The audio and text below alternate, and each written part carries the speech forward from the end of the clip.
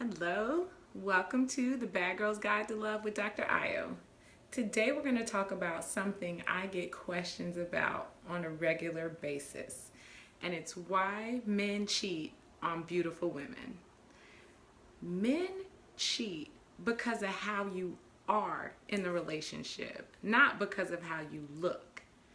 And I'm not saying that women are the cause of why men cheat. Calm down, calm down. That's not what I'm saying.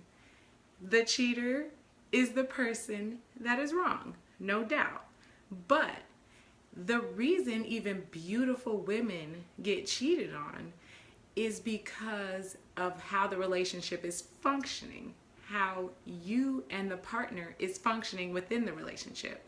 And I'm going to school you on some of those. So studies show that men and women even report cheating not because of looks, not because she's let herself go, not because of even bad sex. It's because they feel like the connection is lost. They feel like there's nothing there that's holding them together, that's reinforcing the relationship. So if Jay-Z and Beyonce can show you anything, it's that anybody that looks any kind of way or being beautiful, smart, talented, that does not protect you from getting cheated on. What protects your relationship is renewing that connection. People do not cheat when they feel connected to their partner, when they feel they're getting their needs met, when they feel like everyone's giving their all and they're renewing why they fell in love in the first place. So some of the things about how you are that's affecting why he's cheating on you is, number one, you're making the wrong choice. That's on you. If you're committing to someone who's obviously not ready, you're forcing someone to try to commit to you, you're picking someone that's insecure, all of those things are under your control. You can choose who you fall in love with. You can choose who you're in a relationship with. So if you choose to be in a relationship with someone that's, one, cheated on someone else with you, or has cheated on you in the past and you're still there, that's your choice. That's up to you. But committing to someone who is obviously not emotionally ready or stable enough to be in a relationship and trying to be in that relationship anyway is a red flag. It's a sign that you might get cheated on, and that is under your control. No, you can't stop him. You can't follow him around. You can't check his phone all the time. None of that's going to protect you if he is a wrong choice. So that's number one thing you could do. Choose wisely. The other thing is renew that emotional connection. And I know a lot of women who are beautiful, they're smart, they're about their business, they're boss bitches, they're handling it, and they either get cheated on or aren't functioning well in their relationships, and they blame it on the man being intimidated by them. Or he cheated on me because he needed to feed his ego because I was intimidating him because I was successful, XYZ. And that is one way to interpret it. But another way to interpret it that goes with the studies is that once you became a boss bitch, once you were handling your business, once you were deep in your career or making a lot of money, you might not have been fostering the relationship like you used to. You have to pay time in a relationship. You have to pay attention in a relationship. You have to reinforce affection in the relationship. So it might not be that he was intimidated by your position or how much money you made. It might be that all that and those increased responsibilities went with the fact that you weren't giving to the relationship like you used to. And so if you're not giving of yourself, and I mean even the little things like coming home and having a conversation and looking each other in the eye and saying, how are you? How was your day? With no distractions. And I know that's not easy, especially when you have kids, differing schedules, in-laws. I mean, a zillion things going on. But you have to make time for that. And if you don't, you're losing that connection slowly day by day, and it eats up at you. And you then are looking at your partner like, I don't even know you anymore. I don't even know where our relationship stands because we're not pouring into it. So one of the things I especially tell my professional boss ladies that are out there handling their business, getting shit done, is not to stop doing that. Handle your business. You know, I handle mine. But you do have to take care of home.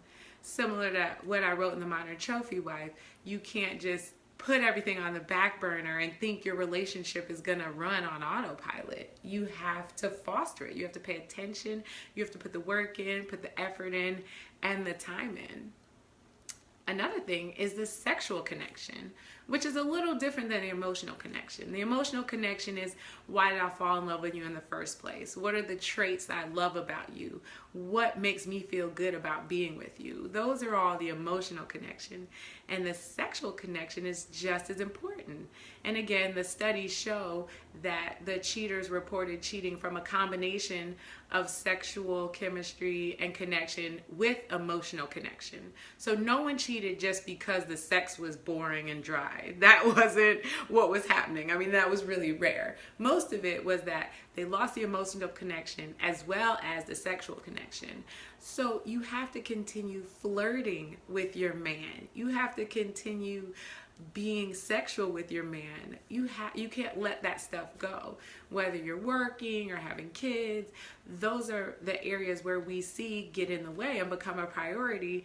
And at the end of the day, you're having that headache, or you're tired, or you maybe do that one position that gets it over real quick. Yes, I know. We all know there's certain positions where you can pull it out and it could be over in a little bit. Don't front.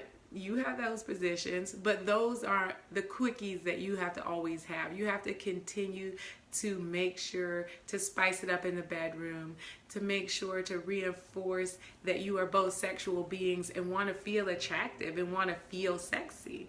Just like women like compliments and being told they're sexy and hot, men like that too. You do have to reinforce that ego, let him know that he is still sexy in your eyes, that he still turns you on, and that bond is renewed, that sexual bond, that chemical bond that we've talked about that stimulates that relationship between you two. You want to make sure that you don't let that part go. And I know it's hard. You got a lot going on. You've got a lot in your life to take care of. So sometimes that is not a priority, but you can't let that go. And if you do, then you can't be surprised when you get cheated on. I'm not saying that you deserve it. I'm not saying that you made it happen, but you can no longer be surprised. So you have to make sure you choose appropriately. Don't choose a slutty hoe-ass man and then be surprised when you get cheated on, number one. Number two, once you've made the right choice in a man, make sure to continue to stimulate that emotional connection and remember why you two fell in love in the first place. And number three, stimulate that sexual chemistry, that sexual bond between you two, so that you are keeping those physical juices flowing, you're keeping that going. Lastly is check in. Check in with your man. Ask him, is he happy? Ask him, is there anything that you all need to work on as a couple or do to make sure to keep things spicy or keep things renewed or keep you both happy? And again, it's not just your responsibility to make sure that everyone's expectations are met, but it is your responsibility to make sure that you're checking in. And you can't be in a relationship by yourself, but you can bring up those conversations and making sure that he's happy and that he's satisfied and that his expectations are being met. And then you can also get yours in as well. Say, okay, what are the things you need? Bam, got it, taking note. And here's the things I need. And make sure he knows, because those things change over time.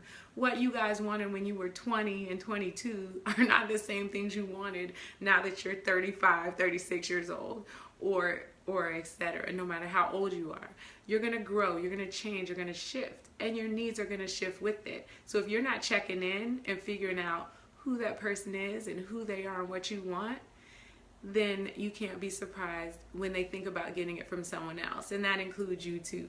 Women do cheat. Yes, it's not crazy. It's not unheard of. People do go out and women get theirs from someone else. But if you do these things, it'll protect you from wanting to cheat as well.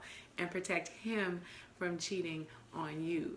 So these are the ways that you can prevent cheating in your relationship and make your relationship cheat proof.